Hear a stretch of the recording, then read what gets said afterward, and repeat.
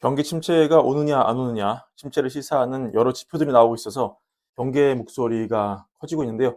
오늘은 이 경기 침체를 시사하는 여러 지표를 함께 알아보는 시간 가져보겠습니다.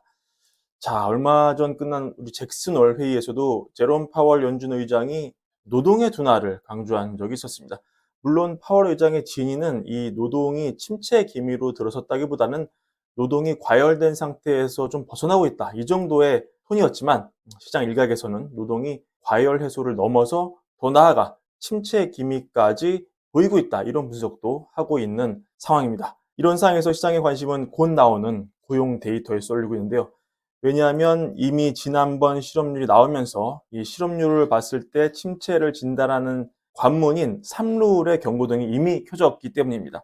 최근 3개월 실업률 이동평균과 직전 12개월 내 3개월 이동평균의 최저치, 이거의 차이가 0.5가 넘으면 혹은 그 이상이면 침체를 예고하는, 이런 게 3룰의 그 논리인데요. 지금 실업률 추이를 보시면은 12개월 내 최저치가 요게가 걸리죠. 왜냐면 요게 이제 876이기 때문에 똑같이 876으로 가야 됩니다. 요게로 하필 최저치예요. 그래서 3.8, 3.5, 3.6 이거를 평균 내면은 3.63333이 나옵니다. 지금 최근 3개월치가 4.3, 4.1에 이제 요거기 때문에 이번에 나온 데이터가 전달 4.3 대비 만약에 4.2가 나왔다. 그래도 걸립니다. 0.5가 넘어요. 4.1로 나와서 0.2%포인트가 떨어져도 여전히 0.5가 넘습니다.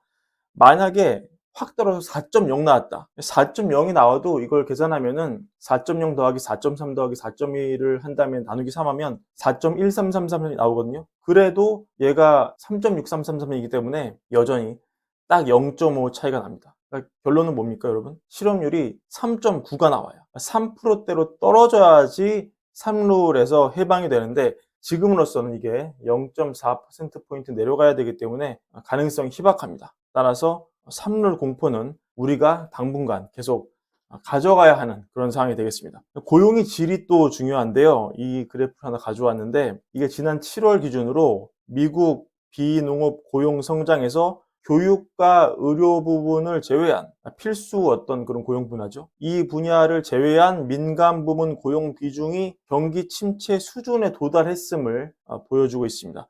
과거에 경기 침체가 발생했을 때 이 비중이 교육과 의료 부문 제외한 민간 부문 고용 비중이 40%를 항상 밑돌았다. 그런데 지금 이 하필 이 비중이 38까지 내려가서 이는 경기 침체 가능성을 시사하는 그런 지표로 해석이 되고 있습니다. 비슷한 데이터를 하나 더 가져왔는데요. 정부 주도의 일자리만 늘고 있다는 그런 그래프입니다. 보시면은 침체 때 일자리 분포가 어땠습니까? 이 짙은 파란색이죠. 공공부문 일자리 비중이 늘고 옅은 하늘색, 이 민간 부문 일자리가 확 줄어드는 이런 현상이 침체 때 관측이 됐는데 지금 그 현상이 나타나고 있다. 공공부문 일자리만 늘고 민간 부문 일자리가 줄고 있다.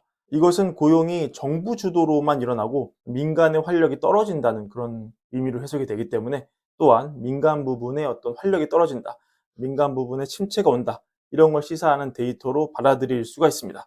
개인 저축률 한번 보겠습니다. 지난 닷컴 버블 직전에 그리고 2008년 금융위기 직전을 보시면 이 개인 저축률이 5% 미만으로 떨어진 채로 계속 유지가 되는, 그게 오래 지속되다가 침체를 결국 빵 하고 맞은 것을 확인할 수 있는데요.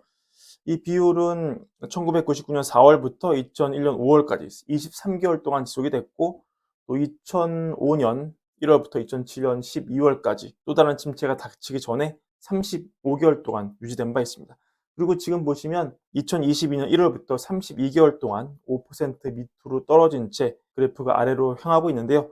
이 얘기는 또한 침체를 시사하는 중요한 지표로 우리가 볼 수 있습니다. 증시 추세를 또 보겠습니다. 침체가 발생하기 전에는 이 증시에서 테크주와 헬스케어 같은 거, 이런 금리에 민감한 이런 기술주 같은 비중이 급격하게 늘어나고, 또 이 금융주나 에너지, 이런 소재주 같은 가치주, 이런 가치주로 분류되는 그런 주식들의 비중이 바닥을 치는 현상이 보이는데, 지금도 공교롭게도 그런 현상과 비슷한 모습이 보이고 있습니다. 그래서 이 뱅크 오브 아메리카 데이터를 보시면 실업률은, 지금 실업률이 사실 이 절대적인 수준에서는 굉장히 낮은 거잖아요, 역사적으로 봤을 때는. 근데 지금 이걸 보시면 실업률이라는 존재가 침체 초반에는 그렇게 많이 올라가지 않다가 침체가 진행이 돼서 침체 중반까지 가면 그제서야 확 올라가는 그런 모습을 보이고 있습니다. 굴수비 연은 총재가 실업률이 침체가 닥치면 로켓처럼 올라간다. 그렇게 지적한 것처럼 상황이 바뀌면은 아직은 낮은 수준이었던 실업률이 급격하게 올라갈 수 있다. 그런 의미로도 해석이 될 수 있겠습니다. 그리고 지금은 아직은 지금 기준으로 완전히 붙었거든요. 0.00으로 10년물과 2년물 침체를 시사하는 그런 일드 커브가 역전된 게 재역전됐을 때 다시 침체가 항상 왔잖아요. 지금 그 초입에 우리가 지금 와 있고, 게다가 지금 이달부터 연준의 금리 인하가 본격 재개될 예정이기 때문에 그걸 기반으로 봤을 때는 이 장단기 금리 역전이 조만간 해소돼서 정상화로 쭉쭉쭉 할 가능성이 높겠다. 왜냐면 단기 금리가 더 낮아질 공산이 크기 때문에 기준금리 인하에 따라서, 그리고 역사적으로 볼 때 역전된 커브가 정상화되면 침체가 항상 왔기 때문에 또한 침체를 시사하는 데이터로 우리가 볼 수 있겠습니다. 그래서 종합적으로 침체를 알려주는 20개의 데이터 중에서 많은 것이 해당이 되면 결국 이렇게 역사적으로 침체가 왔는데, 지금 그 비율이 보시면은 이게 좀 흐린데 50점 근처까지 왔어요. 그러니까 이 추세가 이어지면 결국 침체가 온다고 우리가 볼 수도 있겠습니다. 자, 어떻습니까? 이것만 보시면은 정말 당장이라도 침체가 필연적으로 올 수밖에 없을 것 같습니다. 하지만 파월 의장도 얘기했듯이 팬데믹을 거치고 또 전 세계가 천문학적인 돈을 쏟아붓고 이 과정에서 경제의 어떤 구조, 경제의 틀이 달라지면서 과거에 맞았던 스토리가, 즉 과거의 해안이 지금에서는 맞지 않을 수 있다. 이렇게 파월 의장이 강조를 하고 있거든요. 그럼 만약에 지금 침체가 아니라면 우리는 또 어떤 데이터에 의존할 수 있을까요? 일단 2분기 2.8에서 3.0으로 올라간 GDP 데이터 먼저 볼 수 있겠습니다. 기술적으로 경기 침체가 성립하려면 2분기 연속 마이너스 성장이라는 지표가 떠야 되는데, 지금 3분기 GDP 나우 데이터를 봐도 예측치가 2.0에서 또 2.5로 올라갔거든요. 이 얘기는 침체 경고등이 많이 켜져 있긴 하지만 그게 적어도 당장 침체가 올 가능성은 희박하다는 얘기라는 걸 우리에게 또 알려주고 있습니다. 그리고 지난번 고용이 80만 개 넘게 삭제된 거 여러분 기억을 하시죠?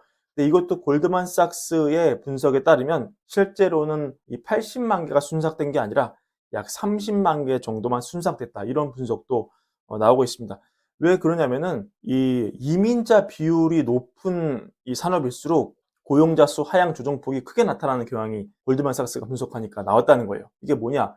결국 노동부가 불법 이민자를 제외하고 집계를 했기 때문에 고용 하락의 폭이 과대 계상됐다는 거죠. 사실은 그 고용이 없어진 게 아니라 이 불법 이민자들이 메웠다. 이런 얘기입니다. 실제로는 고용이 줄어든 폭이 크지 않았다. 이런 얘기가 되겠습니다.